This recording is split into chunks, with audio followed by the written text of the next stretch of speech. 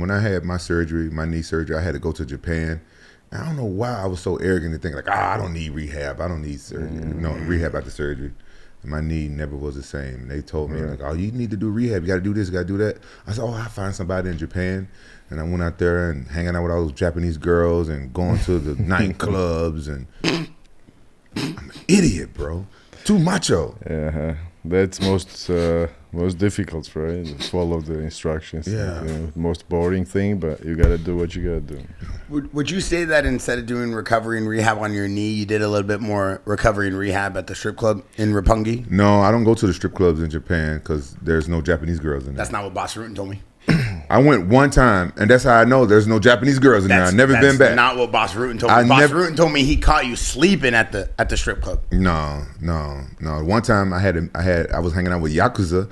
I went to the strip club because they got like this secret room, this secret door. It's like a seamless door. You can't tell. It's behind the bar, and they called it Super VIP. Super VIP. Yeah, so I went there to hang out with them, and I went behind I went to the Super VIP and we hung out back there. They had girls and stuff back there just for them. Did they have Japanese girls there? They have like one, two, but they're mostly like Russian.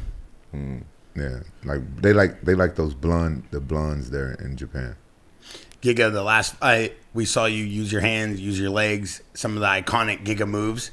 We saw you, obviously, I know you couldn't generate the power, but we saw you, put a nice beating on this guy for a minute. Then obviously he took you down and then kind of was able to hold you there. Lately, we've been watching you train with Leo Vieira and, our head coach Bernardo here at our jiu-jitsu program that we're trying to build here in Newport Beach. How big of an impact do you think your ground game is now compared to your kicking, your striking that we know you have?